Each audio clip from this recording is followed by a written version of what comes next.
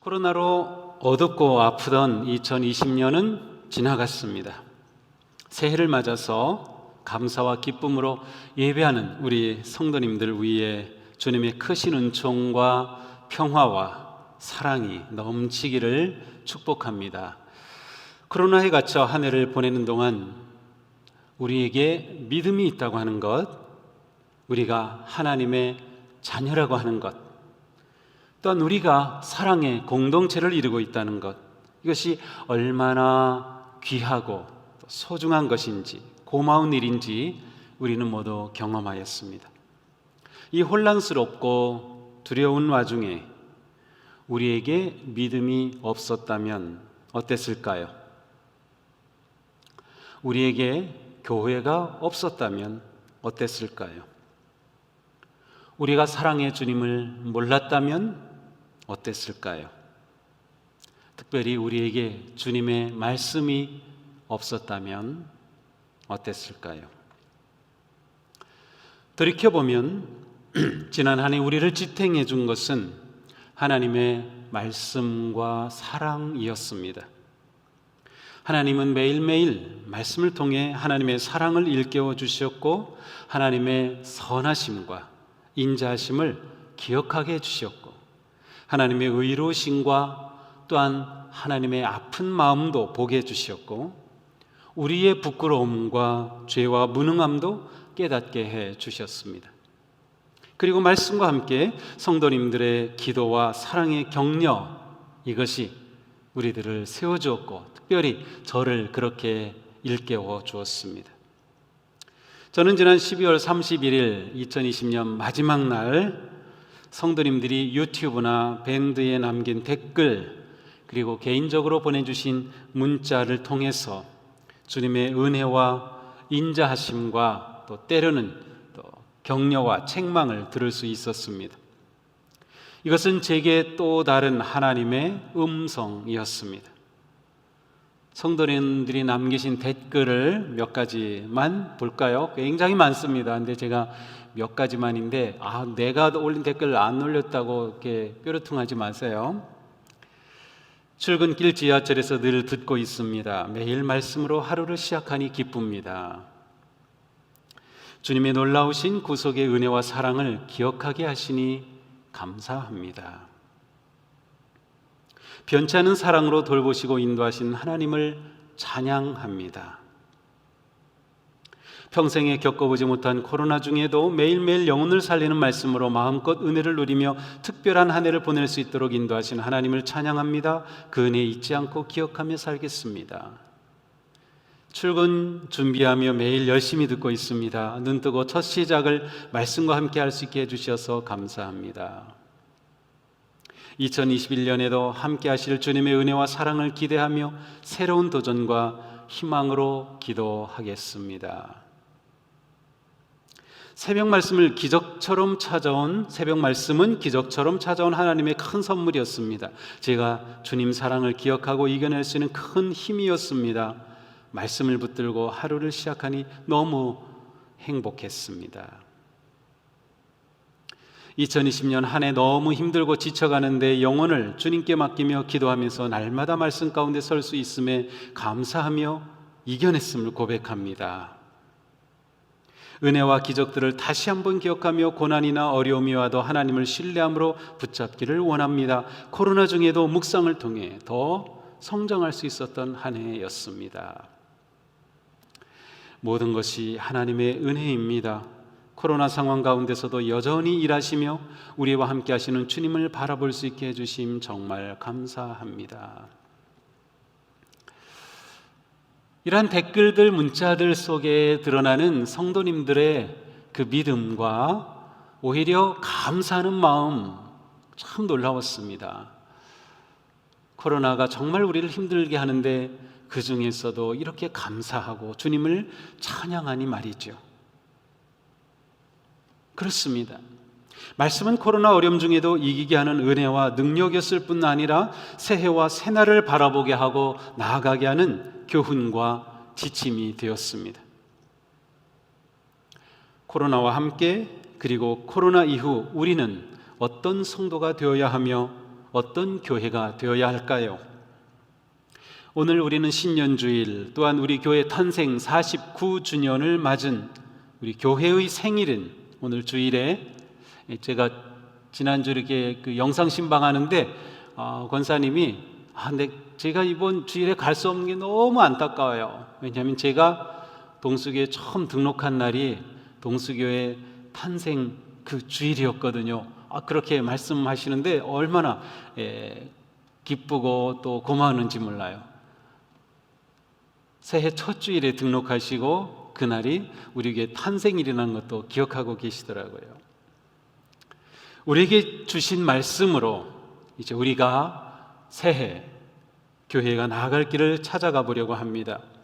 새해 우리 교회 비전이고 또 표어는 이야기가 있는 교회입니다. 이야기가 있는 교회. 사람은 이야기를 좋아합니다. 이야기 듣기도 좋아하고 이야기를 말하기도 좋아합니다. 이야기를 전하고 싶어하는 사람들은, 바로 우리들은 SNS를 통해서 지칠 줄 모르고 이야기를 실어 나릅니다. 물론 좀 안 좋은 이야기 막 그러한 것도 실어 나르긴 하지만 정말 보면 사람들은 이야기를 너무 좋아해요. 셀 수도 없이 많은 이야기 중에서 사람들이 가장 좋아하는 이야기는 어떤 이야기일까요? 우리는 어떤 이야기를 가장 좋아하고 있나요? 그것은 바로 사랑 이야기입니다. 사랑하기에, 사랑하고 싶어서, 또 사랑을 기다리며 사랑을 바라며 우리는 오늘도 내일도 사랑 이야기를 할 것입니다. 우리가 이렇게 사랑 이야기를 하는 것은 하나님의 형상을 닮은 존재이기 때문입니다. 성경은 모두 우리를 향한 하나님의 사랑 이야기입니다. 바로 사랑의 이야기, 하나님의 이야기가 성경입니다. 하나님의 사랑의 이야기의 중심에는 예수님이 계십니다. 예수님의 탄생 이야기, 예수님의 순환 이야기, 예수님의 천국 이야기, 예수님의 부활 이야기, 이 모든 예수님의 이야기에는 온통 우리를 향한 하나님의 사랑이 담겨 있습니다. 우리를 향한 하나님의 사랑의 이야기는 이 세상에서 가장 기쁜 이야기입니다. 예수님이 탄생하셨을 때 들에서 양을 치던 목자들에게 천사들이 이렇게 말했습니다. 온 백성에게 미칠 큰 기쁨의 좋은 소식을 너희에게 전하노라. 하나님의 사랑 이야기는 우리에게 기쁜 소식인 복음입니다. 사도 요한은 이 사랑을 이렇게 표현했습니다. 우리 함께 읽겠습니다. 하나님이 세상을 이처럼 사랑하사 독생자를 주셨으니 이는 그를 믿는 자마다 멸망하지 않고 영생을 얻게 하려 하심이라. 하나님이 그 아들을 세상에 보내신 것은 세상을 심판하려 하심이 아니요 그로 말미암아 세상이 구원을 받게 하려 하심이라. 아멘. 이 말씀은 우리를 향한, 우리를 위한 하나님의 사랑의 이야기의 핵심입니다. 성경의 모든 이야기는 오늘 우리가 지금 읽은 바로 이 한마디 말씀을 성취하기 위한 이야기입니다. 하나님의 창조 이야기, 아브라함을 택하시고 민족을 이루신 이야기, 출애굽의 여정과 광야, 그리고 가나안 땅을 정복한 이야기, 이스라엘 나라의 이야기, 왕들의 이야기, 이스라엘의 멸망과 포로 이야기, 예루살렘의 회복과 성전의 회복 이야기, 그리고 이후에 이어지는 긴 어둠의 하나님의 침묵, 그리고 마침내 드러난 메시아 그리스도 탄생의 이야기, 하늘나라 이야기로 복음의 역사를 시작하신 예수님의 이야기, 시간의 종말과 다시 오실 주님의 이야기, 이 모든 이야기의 씨앗은 바로 우리를 향한 하나님의 사랑입니다. 우리 교회가 이야기가 있는 교회가 된다는 것은 먼저 사랑과 생명의 복음 이야기가 우리 교회의 존재의 기초이며 출발이 됨을 의미합니다. 우리 교회의 기초는 사회과학도 아닙니다. 철학도 아닙니다. 정치도 아닙니다. 신학도 아닙니다. 하나님의 사랑입니다. 우리 교회의 기초는 하나님의 사랑입니다. 교회는 우리죠. 결국 우리 모든 관계의 기초는 하나님의 사랑입니다. 우리는 오직 예수 그리스도 복음 위에 세워져야 합니다. 그러기 위해서 우리에게 가장 필요한 것은 하나님의 사랑의 이야기인 말씀을 가까이 하는 것입니다. 예수님은 생명의 말씀으로 오셨습니다. 우리는 그 말씀을 잘 먹어야 합니다. 하나님의 사랑인 예수님의 복음이 중심이 될 때 우리 교회는 교회다운 교회로 세워집니다.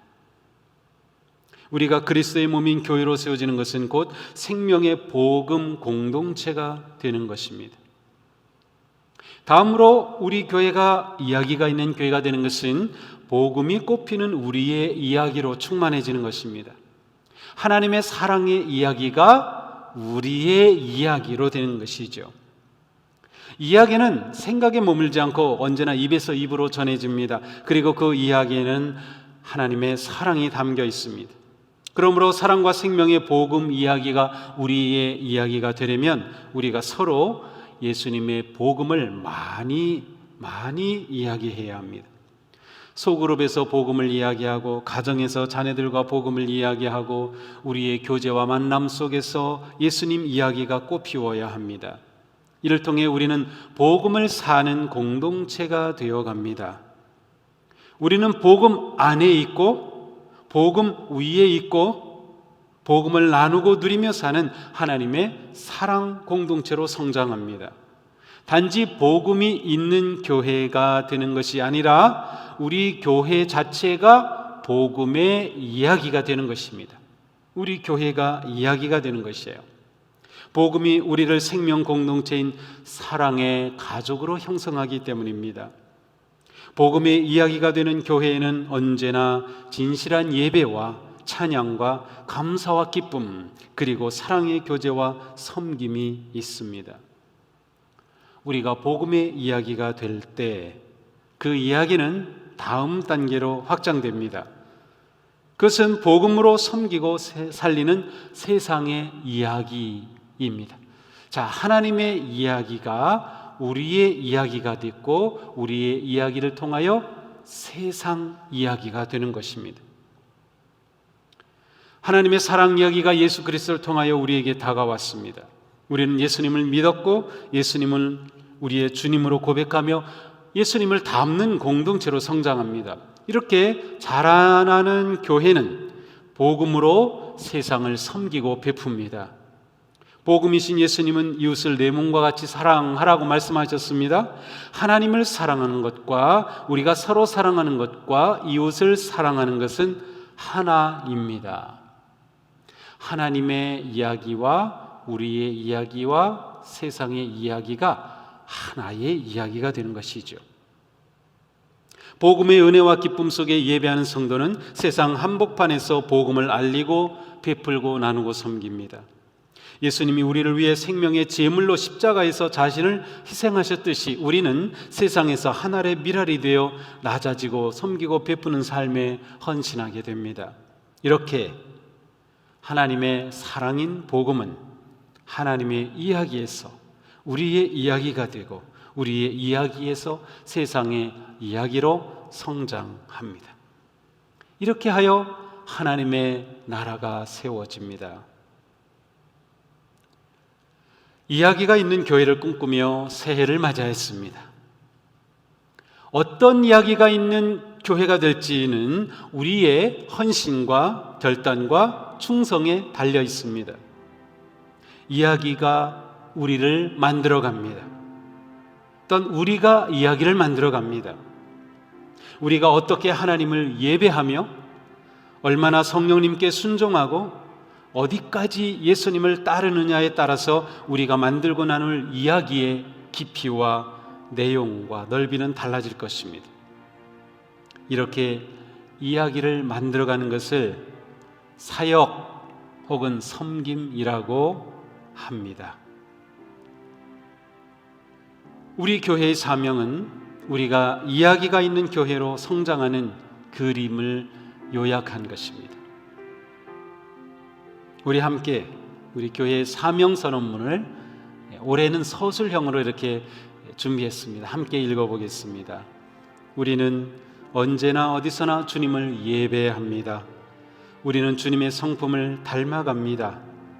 우리는 생명의 복음을 나눕니다. 우리는 서로 돌보며 사랑합니다. 우리는 세상을 섬기고 세웁니다. 우리는 가정과 온 세대를 살립니다. 자, 이것이 우리 교회의 사명 선언문입니다. 자, 우리는 하나님을 사랑하기에 예배합니다. 그런데 언제 어디서나, 제가 일부러 이 표현을 넣었어요. 왜냐하면 지금 우리는 온라인으로 가정에서 예배드리잖아요. 그래서 바로 그곳에서도 어디서라도 우리는 예배합니다. 예수님을 따르고 결심한 사람은 예수님을 닮아가게 돼 있어요. 성장합니다. 그리고 우리는 그 기쁜 소식을 나누게 되죠. 전하는 것입니다. 우리는 하나님의 사랑 이야기를 우리의 이야기로 만들어요. 그래서 친밀한 사랑의 교제가 넘쳐나죠. 그래서 우리는 서로 돌보고 사랑하게 되는 것입니다. 우리는 우리의 사랑의 대상을 확장해야 합니다. 우리끼리만 사랑하는 것으로 끝나는 것이 아니라 확장하는 것이죠. 그래서 우리는 세상을 섬기고 세우게 됩니다. 더 나아가서 우리는 사랑의 이야기를 다음 세대에 전수해 주어야만 합니다. 그리고 온 세대가 함께 이 이야기를 누리며 나누고 만들어가야 합니다. 이것이 우리의 사명입니다. 주님의 은혜와 돌보심 속의 사랑의 이야기로 따뜻한 희망이 넘치는 성도 여러분, 또 가정, 교회로 성장하기를 축복합니다. 그리하여 누룩 넣은 빵이 부풀어 오르듯 하나님의 사랑의 이야기가 온 세상에 스며드는 사랑과 평화의 새날이 오기를 주님의 이름으로 축복합니다. 기도하겠습니다.